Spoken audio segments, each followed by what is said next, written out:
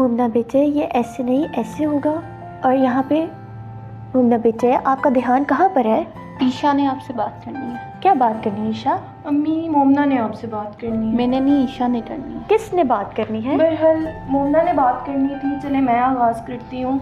अम्मी जान हमने कुछ अशार लिखे हैं, हम चाहते हैं कि आप इसे देखें और बताएं ज़्यादा बेहतरीन किसके हैं। चले तो फिर पहले कौन सुनाएगा? मैं सुनाऊंगी। बोला भी तो पहले मैंने था ना। चलो फिर पहले मोमना सुना दे।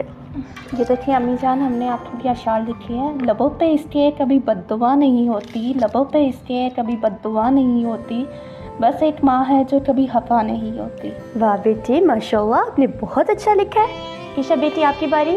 सितारों जैसी रोशन है मेरी पेशानियाँ, सितारों जैसी रोशन है मेरी पेशानियाँ, जब से मेरी माँ ने इसे चुना।